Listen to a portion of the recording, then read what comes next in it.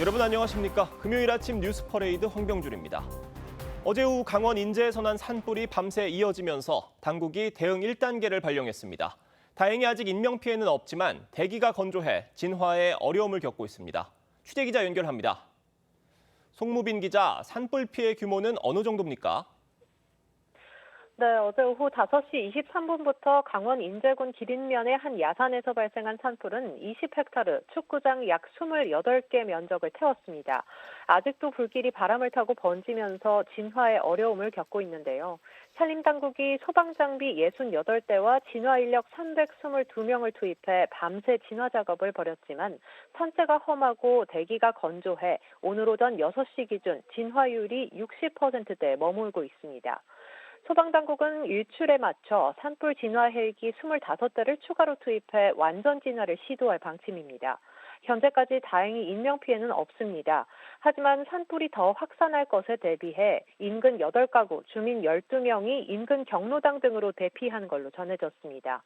앞서 당국은 산불 영향구역이 10헥타르를 넘어가면서 어제 오후 10시 산불 대응 1단계를 발령했습니다. 기상청은 현재 인제 지역의 기온이 영하 2.6도, 바람은 초속 1.3m로 강하지는 않은 상태라고 밝혔지만 현재 동해안 지역에 일주일 가까이 건조특보가 이어지는 등 연일 대기가 메말라 산불 위험이 커지는 상황입니다. 지금까지 사회부에서 TV조선 송무빈입니다. 해병대원 사망 사건 수사 외압 의혹을 조사해온 특별검사팀이 오늘 수사를 마무리합니다. 관련 의혹의 정점으로 지목된 윤석열 전 대통령도 재판에 넘겨질 전망입니다. 해병특검 사무실에 나가 있는 취재기자 연결합니다. 임서인 기자, 수사 결과 발표는 몇 시로 예정돼 있습니까?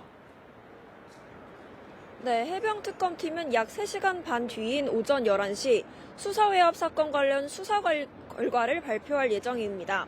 이 자리에서 주요 피의자에 대한 기소 여부를 공개할 것으로 보입니다. 7월 출범한 특검팀은 2023년 최상병 사망 경위와 책임규명 수사 과정에서 대통령실 국방부 등이 외압을 행사했는지를 파헤쳐왔습니다.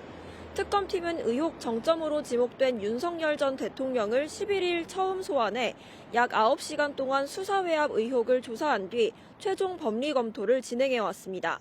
기소 대상은 윤 전 대통령과 이종섭 전 국방부 장관 등 대통령실과 국방부 관계자 10명 안팎이 될 거란 전망이 나옵니다.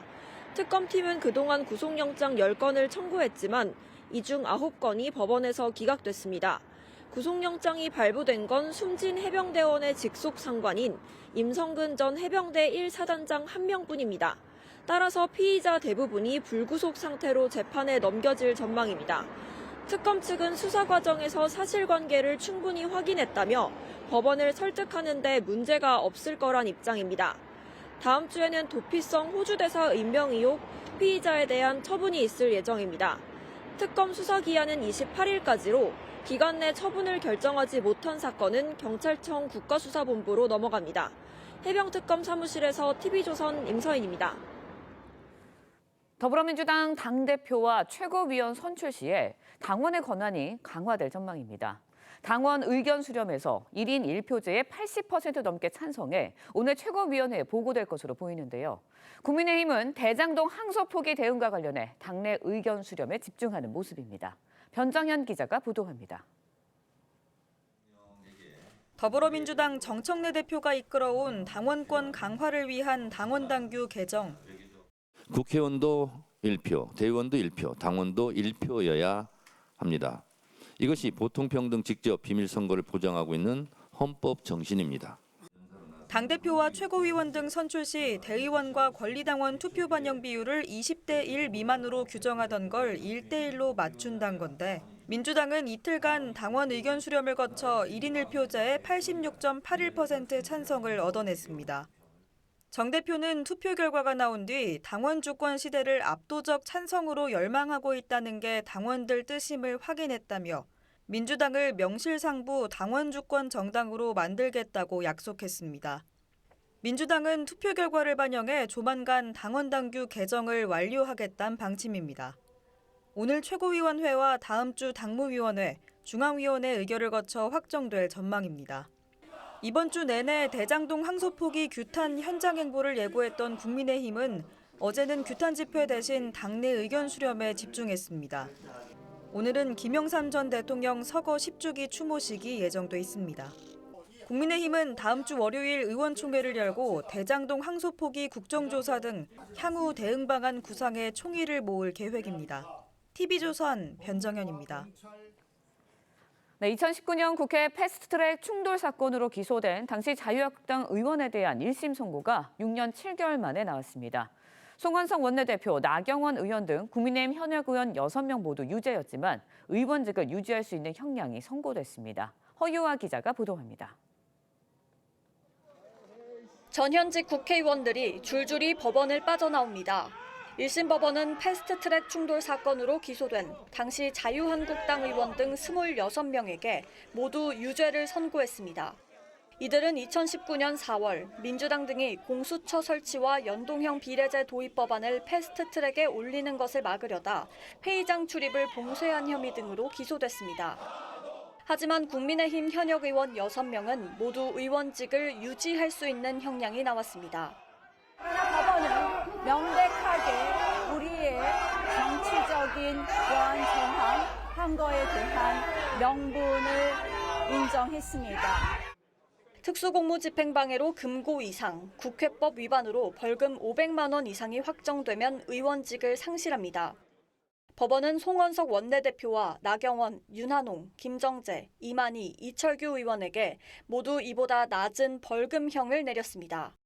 1심 재판부는 불법 수단을 동원해 동료 의원의 활동을 저지했다면서도 부당성을 공론화하려는 정치적 동기로 범행했다고 판단했습니다.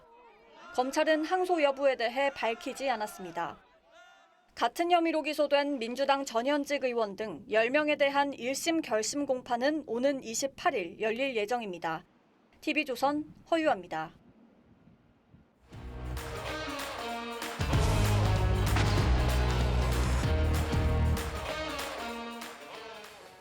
네, 저 앞선 리포트 앵커 멘트에서 일주일 뒤가 선고라고 패스트트랙 관련해서 선고라고 말씀을 드렸었는데 결심 공판인 점으로 정정해서 다시 알려드리겠습니다. 네, 정치권 소식 짚어보겠습니다. 아침에 맞수 시간입니다. 패널 4분 모셨습니다. 이승훈 전 더불어민주당 전략기획위 부위원장, 노동일 파이낸셜 뉴스 주필, 조윤삼 변호사, 최진영 변호사 나오셨습니다. 안녕하세요. 안녕하세요. 네, 지난 2019년 국회에서 벌어진 패스트트랙 충돌 사건으로 재판에 넘겨진 국민의힘 전현직 의원들이 1심에서 벌금형을 선고받았습니다. 영상으로 보겠습니다. 무죄 선고가 나오지 않은 것에 대해서는 아쉽게 생각합니다. 그러나 법원은 명백하게 우리의 정치적인 보안 정황한 거에 대한 명분을 인정했습니다. 그런 점에서 오늘의 판결은 의의 있다고 생각합니다. 법이 무너졌습니다.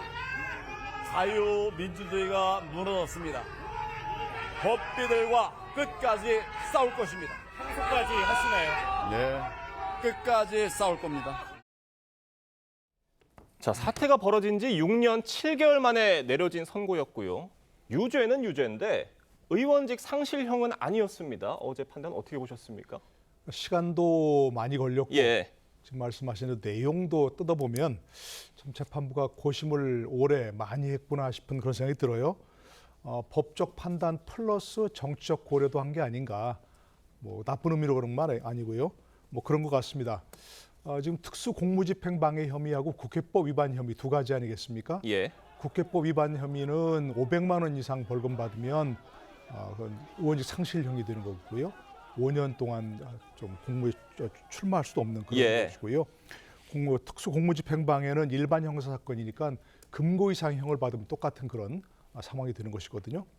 근데 공무집행방해 행위는 2천만 원 벌금은 상당히 높은데 어떤 금고 이상의 징역형은 아니거든요. 예. 그래서 국회법 위반은 500만 원 벌금이라는 그 상한선을 딱 해서 400만 원 벌금이 나왔거든요.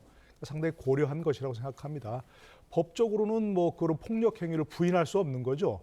집단으로 폭력 행위를 저질러서 저 같은 국회의사를 방해한 것이니까 그거는 어쩔 수 없는데 그건 분명히 유죄인데 그렇다고 해서 저걸 가지고서 어떤 정치적 행위를 국회의원직을 상실할 만한 그런 유죄로 판단하기는 어렵다 하는 그런 정치적 고려를 한 거 아닌가 싶은 생각이 들고요. 예. 국회에서 벌어진 일은 국회에서 정책으로 해결하는 게 맞다. 이렇게 인정한 것 아닌가 뭐 그런 생각도 듭니다. 그러니까 나경원 의원이 그러니까 법원이 저항의 명분을 인정한 것이다라는 발언을 했는데 이 발언은 어떻게 들으세요? 좀 동의를 하십니까? 그러니까 뭐 저항의 명분이라고 했는데 저항권이라고 얘기했는데 그런 것은 인정되지 않는다는 건 분명한 거고요. 예.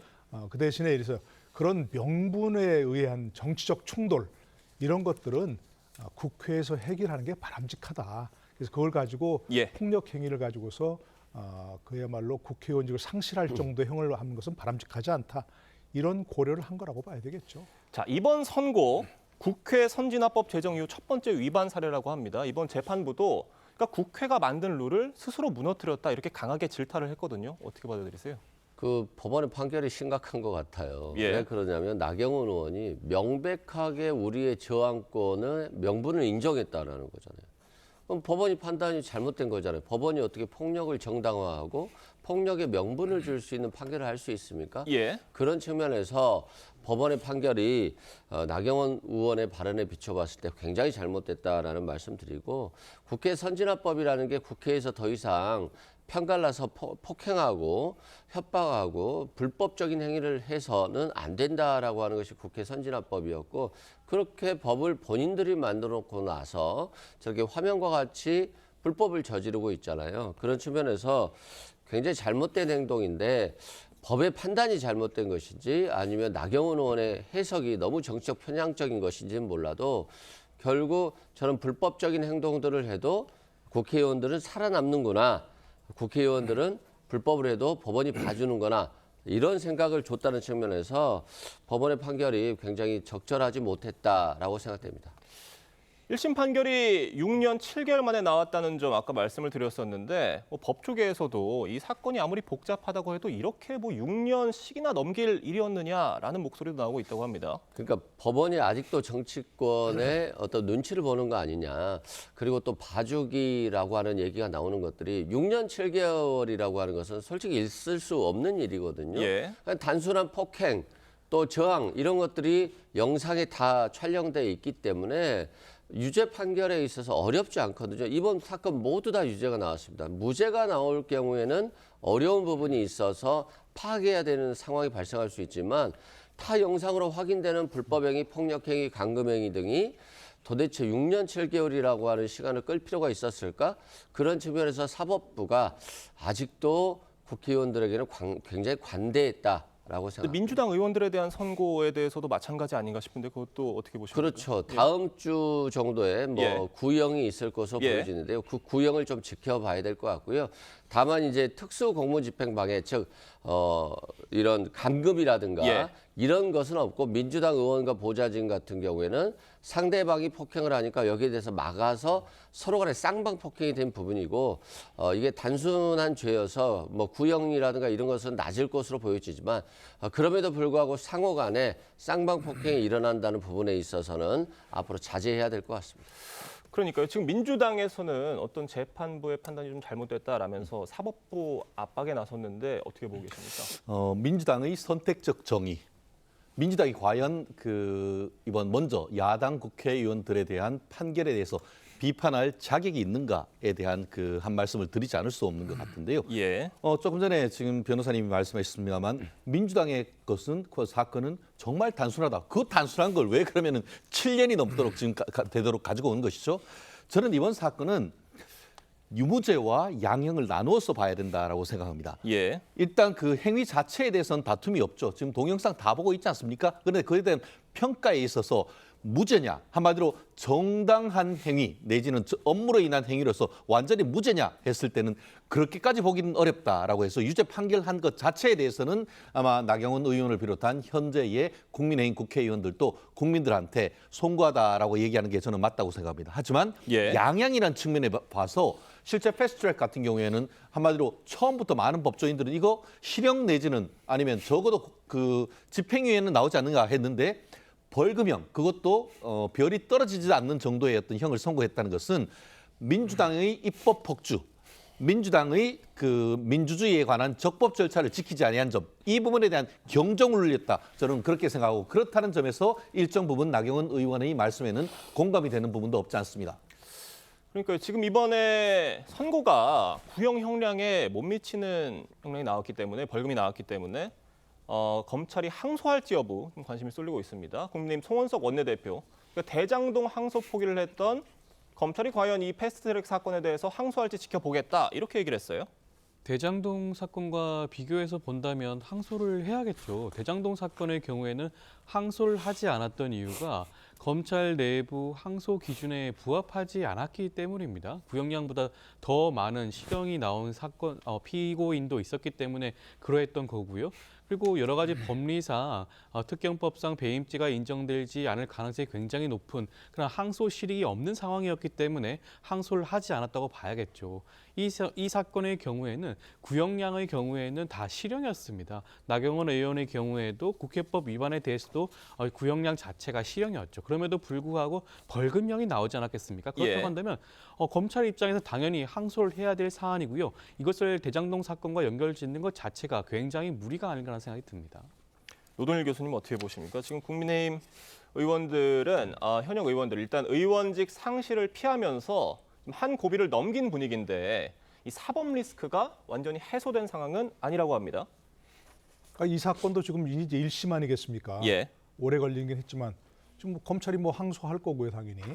그러면 피고인들도 항소할 수밖에 없는 거죠. 당연히 할 거라고 보세요. 그럼요. 예. 이거 그러니까 지난번 대장동 그 사건 같은 거 당연히 항소해야 하는 사건이고 항소해야 할 사건입니다.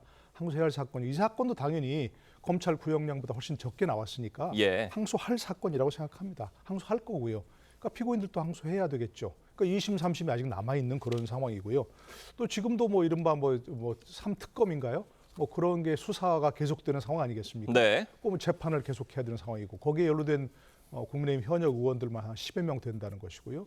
특히 뭐 추경호 의원 같은 경우 전 원내대표죠. 이분도 지금 이제 구속영장이 청구돼 있는 그런 상황 아니겠습니까? 뭐 그렇기 때문에 국민의힘 전체적으로는 아직 그 뭐 사법 리스크 완전히 벗었다고 할 수 없는 것이고 민주당 입장에서는 아마도 다음 내년 그 6월 지방선거까지 이런 것을 이런 프레임으로 계속해서 국민의힘을 올가매려고 하는 그런 상황이기 때문에 아직은 안심하기 이른 상황이다. 이렇게 얘기할 수밖에 없는 거죠. 네. 그러니까 일주일 뒤에는 패스트트랙 충돌 관련해서 민주당 의원들에 대한 결심 공판 열린다는 점 아까 말씀을 드렸었는데 자, 1심 선고는 뭐 연말 연초쯤 이루어지지 않을까 싶어요. 선고에서 또 어느 정도의 또 형량이 나올까 궁금한데 국민의힘 의원들에 대한 1심 선고가 나온 상황이기 때문에 재판부도 좀 맞추지 않을까 싶기도 하고요. 어떻게 보십니까? 일단 뭐 국민의힘 의원처럼 국회 선제연합법 위반이라거나 특수 폭행이 아니기 때문에 그냥 공동 폭행으로서 쌍당 폭행 정도 되기 때문에 아무래도 양형에 있어서는 훨씬 좀 낮을 것으로 보입니다. 예. 다만 아까 말했듯이 국회에서의 어떤 폭력 행사들은 용납해서는 안 되는 부분이 있거든요. 그래서 국민의힘에 대해서는 조금 더 센 형이 부과되는 것이 맞고 또 민주당 의원들 중에서도 어떤 불법적인 행위에 대해서 판사가 판단한다고 한다면 또 그 부분은 충분히 수용해야 되는 것이고 예. 법원의 판단은 존중돼야 될 것으로 보여집니다. 알겠습니다. 다음 소식 짚어보겠습니다. 범여권 법사위원들이 대장동 항소 포기에 반발한 검사장들을 고발한 걸 두고 민주당 내 파열음이 커지고 있습니다. 원내 지도부는 사전에 논의가 없었다면서 불쾌감을 드러냈는데 관련 얘기 들어보겠습니다. 법사위의 그 고발건 관련해서는 원내 지도부뿐만 아니라 당 지도부하고도 사전 논의는 없었다라고 합니다. 순방의 내용이라든지 그런 성과들에 대해서 국민들에게 소상히 공유할 수 있는 시간이 되어야 된다라는 기조를 갖고 있어요. 의원들이 자발적으로 자신들의 이름을 걸고 한 의정활동입니다. 상임위 활동입니다. 통상 고발 조치를 할 때는 당 대표 이름으로 당에서 고발하는 게 있고요. 이 사안은 상임위 차원에서 고발 조치를 한 것입니다.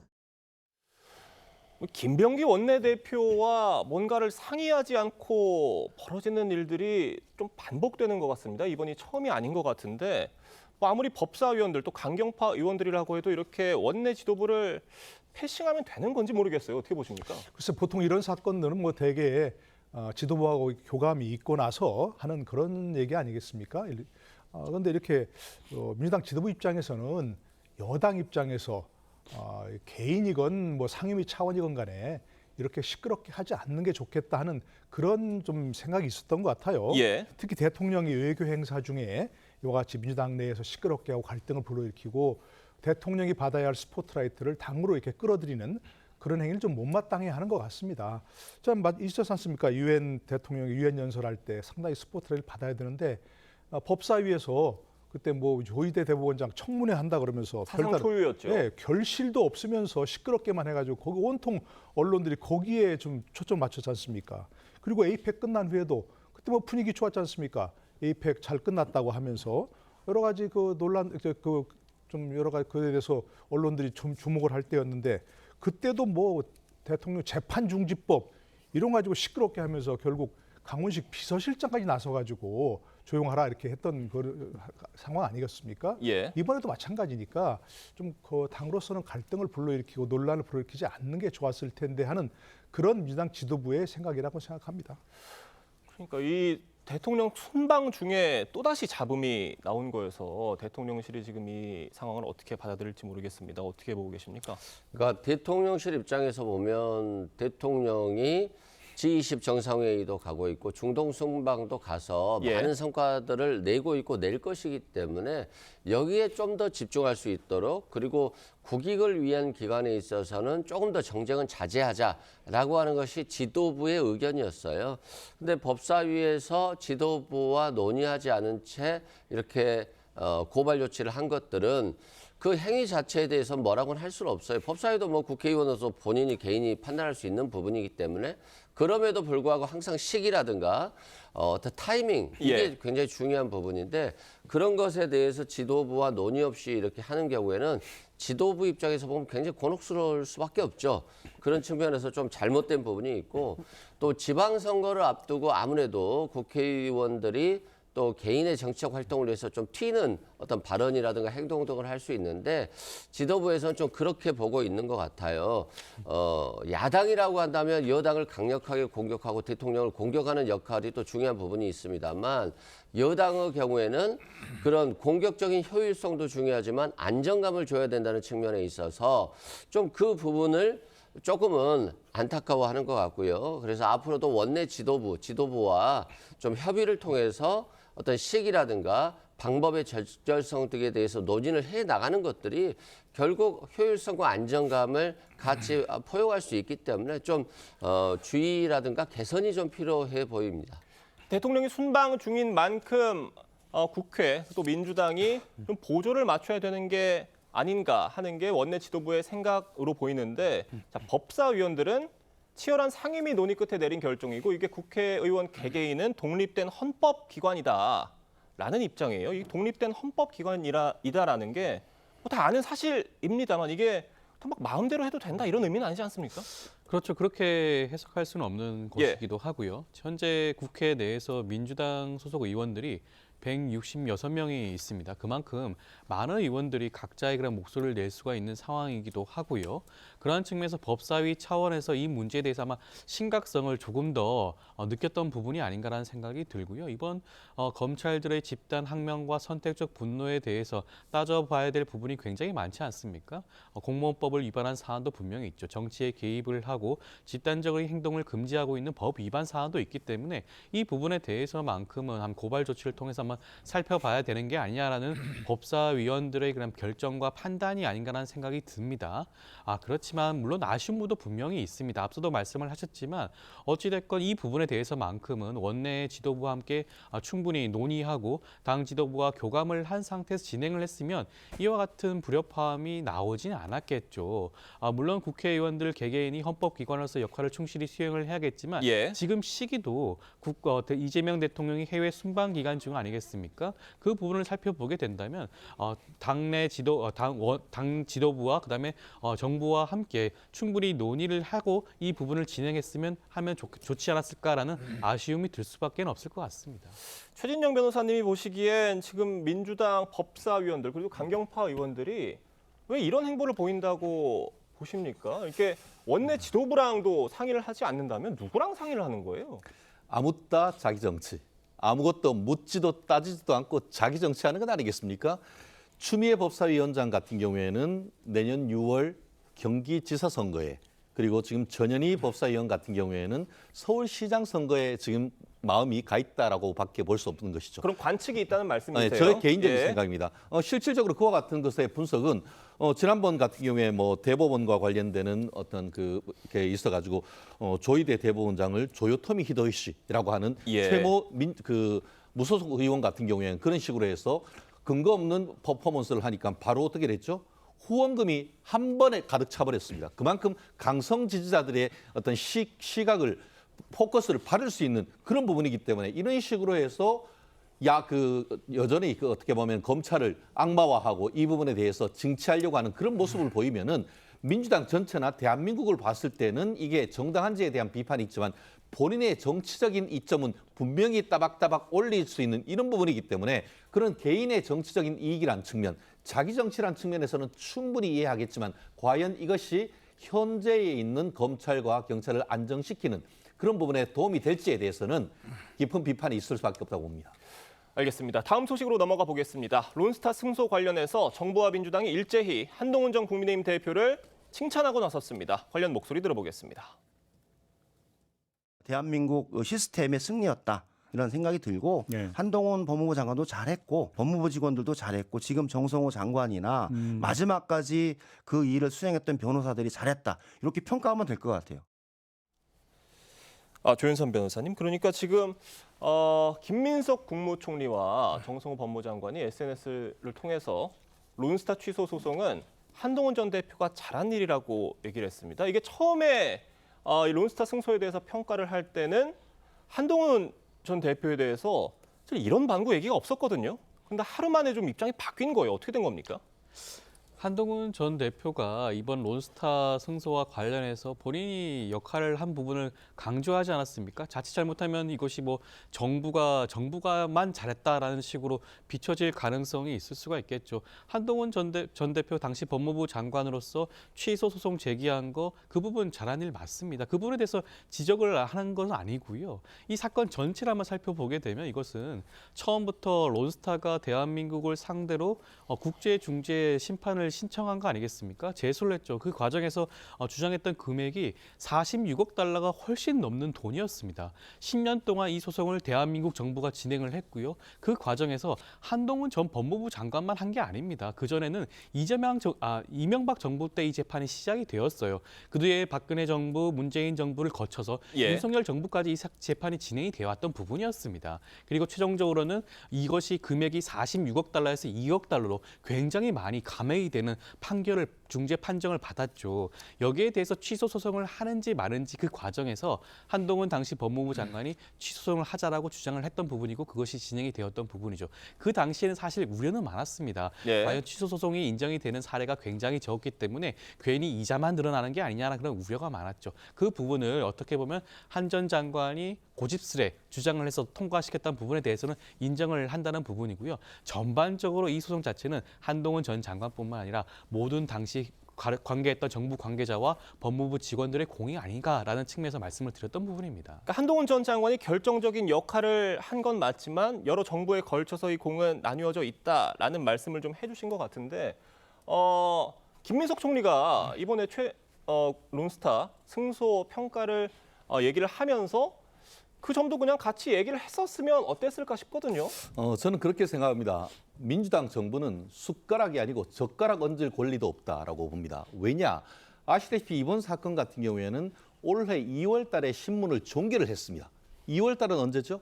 여전히 윤석열 정부였던 겁니다. 그러면은 지난 2월 달 재판을 종결을 하고 선고될 때 사이에 민주당 이재명 정부가 했던 것이 뭐죠? 그렇기 때문에 이 사안에 대해서는 어쨌든 지난 정부에 대해서 했던 노력에 대해서 평가를 한다라고 정도만 했으면 될 텐데 결국은 이 부분에 대해서 자기들끼리 와가지고 얼굴은 사실은 굉장히 어두운 표정으로 이 사건 결정에 대해서 스스로 했던 잘됐다라고 얘기를 하니까 국민들이 이건 뭐지라고 하는 것 아니겠습니까? 의사결정을 했을 때는 그걸 해서 취소송할 때는 민주당이 어떻게 했습니까? 지금 현재의 지금 용산 대통령실에 있는 관계자 같은 경우에는 이거 이길 가능성 제로에 가깝다고 하면서 비판을 했었지 않습니까? 그렇다고 하면은 반성을 해야 되는 것이지 이제 나와가지고 본인들이 숟가락 얹는 것은 국민들이 보기에 과연 불편한 모습을 보이는 것 같은데 지금이라도 그래도 그 전 정부에서 그 한동훈 전 장관이 잘했다라고 얘기하는 것은 나름대로 뭐 늦었지만 다행이다라고 생각합니다. 알겠습니다. 다양한 정치권 현안 자세히 짚어봤고요. 노동일 교수님과 이승훈 변호사님과는 여기서 인사드리겠습니다. 감사합니다. 공수처가 지규현 부장판사의 이른바 룸살롱 접대 의혹과 관련해 압수수색에 나섰습니다. 공수처는 당시 동선 등을 파악하기 위해 최근 법원으로부터 지 부장판사의 택시 앱 이용 기록에 대한 압수수색 영장을 발부받았습니다. 또 공수처는 계좌, 신용카드 내역 등에 대해서도 영장을 청구했지만 기각됐습니다. 전남 신안 해역에서 267명을 태운 여객선이 좌초한 건 항해사의 실수 때문이었습니다. 휴대전화를 보며 딴짓을 하다 방향 전환 시점을 놓친 건데 해경은 항해사와 조타수를 긴급 체포했습니다. 박건우 기자입니다. 26,000톤급 여객선 퀸 제누비아 2호. 좌초 사고 발생 9시간 만인 새벽 5시 40분쯤 목포항에 입항했습니다. 사고가 난 선박입니다. 암초에 부딪힌 선수 쪽 두꺼운 강판이 찢겨 나갔는데요. 좌초 당시 충격이 얼마나 컸는지를 짐작케 합니다. 해경은 국과수와 선박 전문기관 등과 함께 선체에 올라 합동 감식을 벌였습니다. 또 선원들을 상대로 조사를 벌였는데 40대 항해사는 자동 운항 장치를 켜놓고 휴대전화로 뉴스 검색을 하다 방향 전환 시점을 놓쳤다고 진술했습니다. 선장 또는 항해사의 과실로 판단하고 있습니다. 모든 가능성을 열어놓고 철저하게 조사하고 조치하도록 하겠습니다. 사고 지점 1.6km 앞에서 수동으로 바꿔서 여객선 진행 방향을 전환해야 했지만 시속 40에서 45km의 속도로 그대로 운항해 족도와 충돌한 겁니다. 목포 해상교통관제센터의 항로 이탈 경보 시스템은 꺼져 있던 것으로 파악됐습니다. 해경은 항해사와 함께 배의 방향을 잡는 인도네시아 국적의 조타수를 긴급 체포했습니다. 또 위험 구간에서 자리를 비운 60대 선장도 입건했습니다. 협수료에도 그 규정상은 나와야 되는데 평상시에도 나오지 않았던 걸로 추정이 되는데요. 해경은 사고 위험을 사전에 인지하지 못한 해상교통관제센터를 상대로도 조사를 확대할 방침입니다. TV조선 박건우입니다. 네, 어제 포스코 포항제철소에서 청소 용역업체 직원 6명이 유해가스에 질식되는 사고가 발생했습니다. 현재 3명이 위중한 상태인 것으로 전해졌는데 앞서 보름 전에도 이곳에서 유해 화학물질이 누출돼 1명이 숨지고 3명이 다치는 등 인명사고가 잇따르고 있습니다. 김동영 기자의 보도입니다. 오후 1시 30분쯤 포스코 포항제철소 스테인리스 4제강 공장에서 청소 용역업체 직원 2명이 쓰러진 채 발견됐습니다. 이를 발견한 직원이 포스코 자체 소방대에 신고해 4명이 현장에 나갔지만 이들도 쓰러졌습니다. 6명 모두 병원으로 이송했는데 청소업체 직원 2명 등 3명이 위중한 상태입니다. 나머지 3명은 어지럼증 등을 호소하고 있지만 생명에 지장은 없는 것으로 알려졌습니다. 청소업체 직원들은 사고 당시 진공흡입차를 이용해 배수로에 모인 철강 찌꺼기를 처리하고 있었습니다.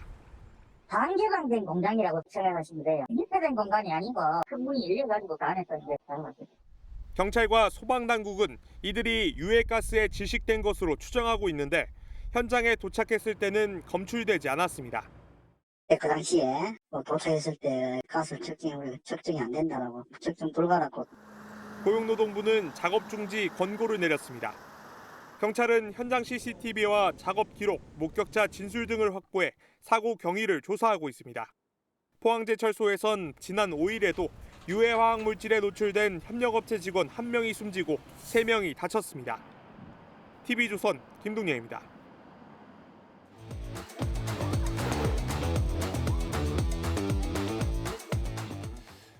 네, 화제가 된 사건 사고 소식 짚어보는 아침의 이슈 시간입니다. 네, 계속해서 최진영 변호사, 조현삼 변호사와 함께하겠습니다. 안녕하십니까? 네, 전남 신안 해상에서 좌초한 여객선 사고가 항해사의 부주의 때문이었던 것으로 드러났습니다. 관련 내용 들어보겠습니다.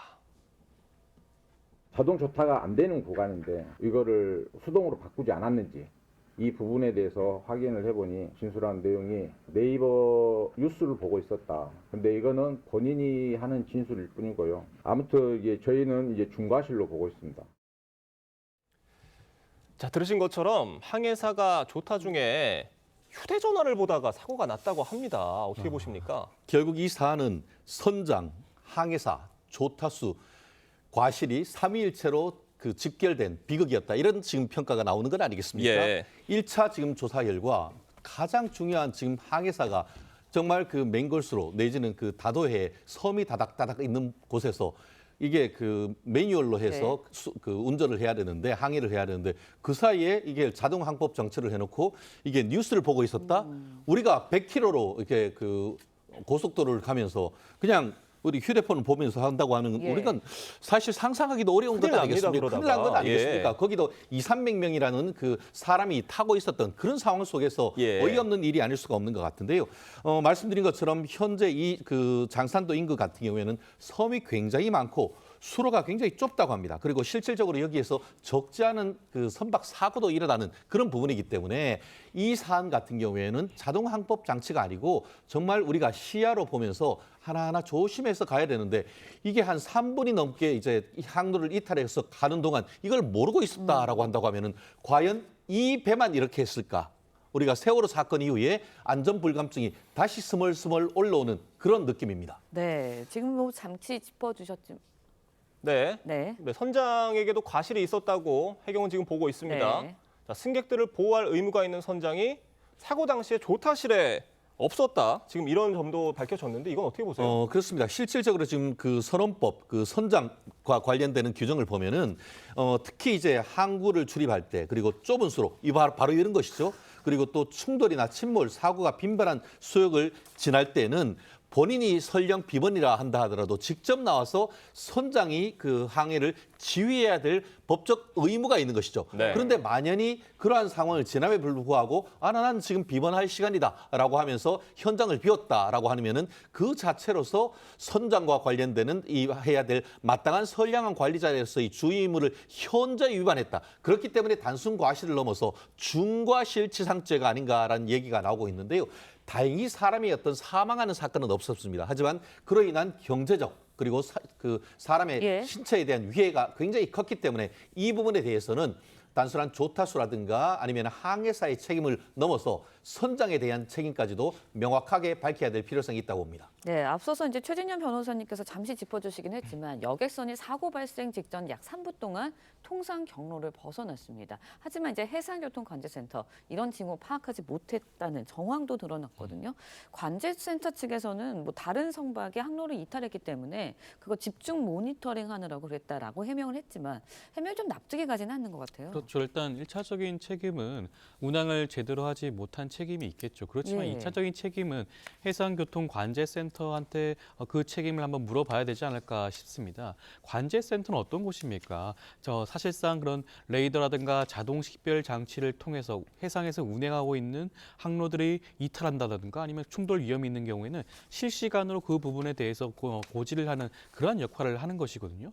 해양 교통의 컨트롤 타워 같은 그런 역할을 하는 겁니다. 공항에 있는 관제소와 같은 그런 역할을 한다고 할 수가 있겠죠. 그런데 해명이라고 내어놓은 것이 다른 항로를 이탈하고 있는 선박에 있어서 그 선박에 대해서 집중을 하느라 몰랐다라고 하는데 그 당시 운행하고 있는 선박이 5척이었다고 합니다. 5척에 대해서 실시간으로 항로 이탈을 제대로 컨트롤할 수 없다고 한다면 관제센터에서의 역할을 제대로 한다고 할 수가 있을까요? 저는 실제로 그 당시에 항로를 이탈하고 있는 선박이 있었는지 우선적으로 살펴봐야 될 부분이고요. 만약 이 부분에 대해서 관제센터가 사실 그대로를 말하고 있는지 한번 살펴봐야 될 부분이라고 생각이 들고 그렇지 않다고 하더라도 실제로 2척 이상의 선박이 항로를 이탈한 경우에 관제센터에서 그 역할을 못한다고 한다면 그 부분에 대해서도 다시 한번 따져봐야 될 부분이 아닌가 싶습니다. 네, 일단 선사 측에서는 심력 끼쳐 죄송하다, 송구하다 입장 밝히기도 했지만 세월호, 제주항공 참사 같은 공중교통수단 사고가 계속 이어지고 있거든요. 그렇다 보니까 사고 원인 규명, 재발 방지 대책 꼭 필요한 게 있지 않나라는 생각이 듭니다. 관련해서 사후적인 처벌이 사실 능사는 아닙니다. 예방이 가장 중요하다. 가능하다고 하겠죠. 예. 이러한 해안 사고의 경우에는 사고가 발생하게 되면 사실상 엄청나게 많은 인사사고가 발생할 수밖에 없는 그러한 일이 발생한다고 하겠죠. 그렇다고 한다면 이를 위해서 안전 지침이라든가 각종 그런 관련된 안전 사항들을 사전에 한번 살펴볼 필요성이 있고요. 미비한 부분이 있다면 그 부분은 충분히 따져봐야 될 것 같습니다. 그리고 중대재해처벌법도 이 부분에 대해서 적극적으로 적용할 수 있는지 부분도 부족한 부분이 있다면 개정을 통해서 이 미비한 부분도 보완해야 될 필요성이 있지 않을까 싶습니다. 네. 알겠습니다. 신안 여객선 좌초 사고 소식까지 자세히 짚어봤습니다. 오늘 말씀 여기까지 듣겠습니다. 감사합니다. 고맙습니다. 이재명 대통령이 RCC 이집트 대통령과 정상회담을 갖고 포괄적 경제 동반자 협정을 추진하기로 했습니다. 이 대통령은 중동과 한반도 평화와 번영을 위한 상생 구상을 담은 이른바 샤인 이니셔티브도 제안했습니다. 이집트 카이로에서 서주민 기자가 보도합니다. 이재명 대통령과 압델파타 RCC 이집트 대통령이 함께 의장대 사열을 받으며 대통령 궁으로 들어옵니다. 두 정상은 111분가량 정상회담을 갖고 공동의 파트너십을 강화하기로 뜻을 모았습니다. 이후 진행된 공동 언론 발표를 통해 한국과 이집트가 국제 평화에 기여하는 평화 촉진자 역할을 하기로 했고 교육과 문화, 방산 분야의 협력도 약속했습니다. 특히 양국은 세파, 즉 포괄적 경제 동반자 협정도 추진하기로 했습니다. 사실상 FTA의 포괄적 경제 협력을 추가한 개념으로 이집트와의 세파가 체결될 경우 인도, 인도네시아, UAE에 이어 4번째입니다. 광범위한 경제 협력을 뒷받침할 중요한 제도적 기반이 될 것입니다. 앞으로 양국 간 세파 협상이 조속하게 개시될 수 있기를 기대합니다. 이후 카이로 대학교를 찾아 연설에 나선 이 대통령은 중동과 한반도 상생을 위한 이른바 샤인 이니셔티브도 제안했습니다. 안정과 조화, 혁신과 네트워크 교육에 영문 앞글자를 딴 것으로 평화와 번영을 위한 5가지 상생 방안을 제시한 겁니다. 가자지구 사태 해결을 위한 추가 기여도 약속했습니다. 이집트 적신월사에 1,000만 불을 새로 기여할 것입니다. 대한민국 국민들은 분쟁으로 위협받는 이들의 눈물에 고통에 누구보다 깊이 공감합니다. 동포들과의 만찬 간담회까지 2박 3일간의 이집트 일정을 모두 마친 이 대통령은 한국 시간으로 오늘 오후 G20이 열리는 남아프리카 공화국으로 출발합니다. 카이로에서 TV조선 서주민입니다.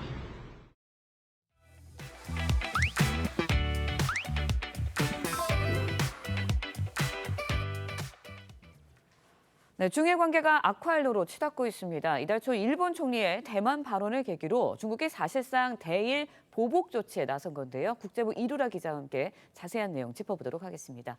안녕하세요.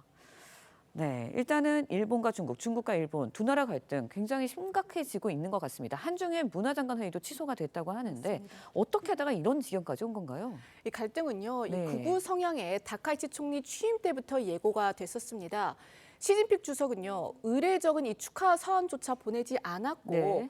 이제 보시는 것처럼 지난달 에이펙 정상회의 첫 대면도 참 어색하고 냉랭했었습니다. 그렇죠. 그리고 이제 이달 7일이죠. 다카이치 총리가 현직 총리로는 처음으로 대만 유사시 군사 개입을 언급을 했는데 네. 이는 이 중국 시진핑 주석이 강조를 해온 하나의 중국 원칙에 정면으로 반하는 발언이었고 중국에서는 심지어 총리의 목을 베어버리겠다 이런 극단적인 반응까지 나왔습니다. 이 중국 외교부의 발언 더 들어보시겠습니다. 네. 不要在台湾问题上玩火，玩火者必自焚。 네, 중국이 굉장히 화가 난 모습인데 정치 영역뿐만 아니라 민감 영역까지도 보복이 이어지고 있다고요. 맞습니다. 이 네. 중국은요, 일본 여행 유학 자제 권고를 했고 네. 또 수산물 수입을 중단을 했습니다. 영화 개봉 연기, 항모, 실사격 훈련 등 해서 경제, 문화, 군사 이 전방위 압박에 들어간 모습인데요. 더 나아가서 이 외교 무대에서도 일본에 딴죽을 거는 그런 모습까지 보이고 있습니다. 지난 19일입니다.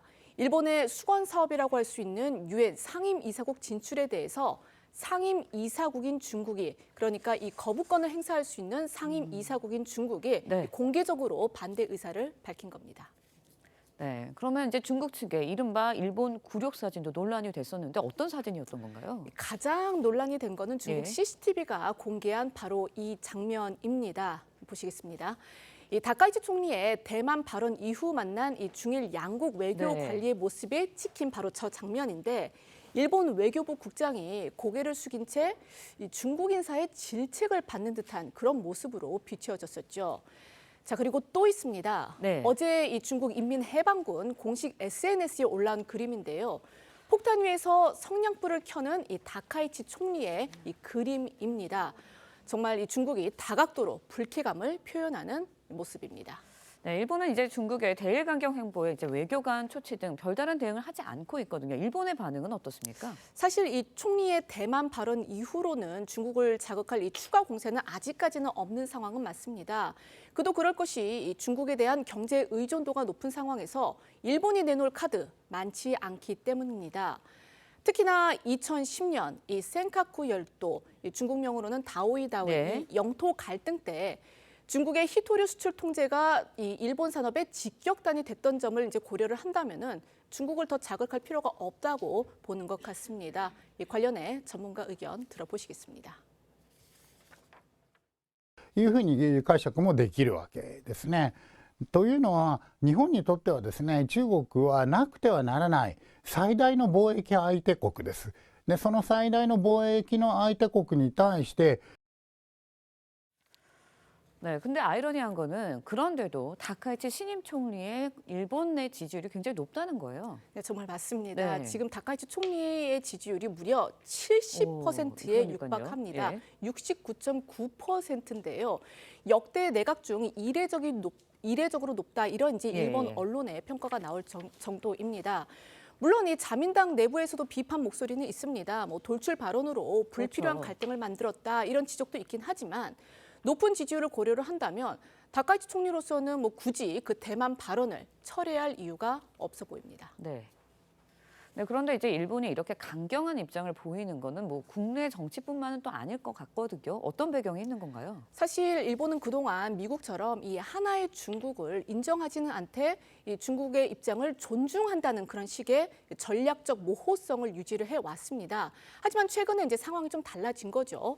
중국의 군사력 팽창과 미일 동맹 역할 확대 등 대외 환경이 변하면서 대만 해협 충돌이 일본 안보에 직접적인 위협이다라는 인식이 정치권에 확산이 됐고요.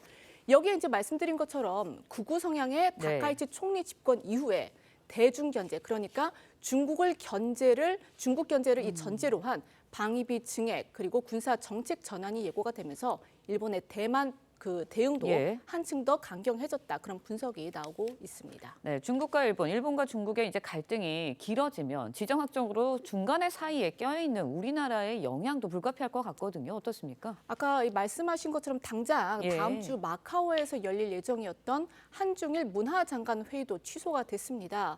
또 이 대만 해협 긴장이 고조가 되면 장기적으로 우리 무역, 해운, 공급망에도 부담이 커질 수밖에 없는데요. 우리 정부는 일단 이 타국 간 갈등에 이 언급을 하는 것은 적절치 않다면서 직접적 개입을 피하고 있는 상황이긴 합니다. 네, 당분간 이제 중일 간의 긴장 관계 굉장히 요원해 보이는데요. 동북아 안보 질서와 직결되는 만큼 우리도 보다 세밀한 외교 안보 전략 필요해 보입니다. 지금까지 국제부 이루라 기자와 함께 이야기 나눠봤습니다. 오늘 말씀 여기까지 듣겠습니다. 고맙습니다.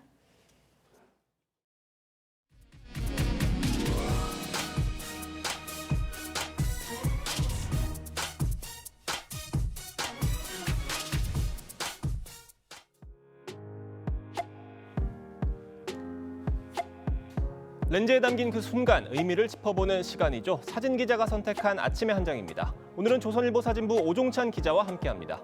안녕하세요. 오늘 아침에 볼 사진은 어떤 건가요? 네, 올해 나이 81세의 몸짱 할머니 임종소 씨가 10kg짜리 아령을 가볍게 들어올리는 장면입니다. 조선일보가 연재하는 슈퍼스트롱 시리즈가 있는데요. 8, 90대 나이에도 놀라운 활력으로 강력한 노년을 누리고 있는 사람들입니다. 그 비결이 무엇인지 사진으로 만나보시죠. 임종소 씨는 척추관 협착증 판정을 받았던 75세에 재활을 위해 운동을 시작했습니다. 그러다 지난 2019년에는 월드 챔피언십 피규어 부문에서 깜짝 2위를 차지했는데요. 40대를 제치고 시상대에 선 그는 내 나이에도 할 수 있다는 걸 보여주고 싶었다고 말했습니다. 90세 현역 의사 구자훈 원장은 매일 아침 승마로 하루를 시작합니다. 그는 매년 몽골로 승마 여행을 가서 해발 3,000m를 고지대를 달린다고 합니다. 정말 나이가 믿어지지 않을 정도로 그야말로 슈퍼 스트롱입니다. 8, 90대 나이에도 이렇게 건강한 삶을 즐길 수 있는 비결이 뭔가요? 네, 개인마다 건강을 관리하는 방법은 다양했는데요. 한 가지 공통점이 있었다면 건강에 대한 의지와 노력이었습니다. 골프 스윙을 하는 올해 100세 황의중 이사장은 요즘도 자신의 학교 법인까지 빠르게 걸어서 출퇴근을 합니다. 칠순의 마라톤에 입문한 1944년생 최동욱 씨는 올해 춘천 마라톤 풀코스 최고령 완주자에 등극했습니다. 표정만 봐도 열정이 넘치네요. 건강한 100세 시대를 진심으로 응원하겠습니다. 지금까지 아침의 한장이었습니다. 금요일인 오늘 맑은 하늘 아래 늦가을을 즐기기 좋겠습니다. 다만 건조함과 일교차에는 유의해야겠습니다. 강원 동해안은 8일째, 강원 산지와 경북 동부는 5일째 건조주의보가 이어지고 있는데요. 초속 15에서 20m 안팎의 강한 바람도 불고 있습니다. 작은 불씨가 한순간에 큰 불로 번질 수 있으니까요. 화재 예방에 각별히 신경 쓰셔야겠습니다. 오늘 큰 추위는 없겠지만 일교차가 크게 벌어지겠습니다. 환절기 건강관리 잘 해주셔야겠습니다. 현재 기온을 보시면 서울이 1.3도, 춘천 영하 4.4도, 대전은 2.3도로 시작하고 있고요. 한낮 기온은 서울이 12도, 대전은 12도, 대구 13도까지 오르겠습니다. 주말과 휴일에도 별다른 비 소식은 없겠고요. 일교차가 크게 벌어지겠습니다. 다음 주 초 서쪽 지방을 중심으로는 비가 내리겠습니다. 오늘의 날씨 박선민입니다. 이상으로 금요일 뉴스 퍼레이드 마칩니다. 네, 저희는 다음 주 월요일 아침 7시 24분에 다시 찾아뵙겠습니다. 시청해주신 여러분 고맙습니다.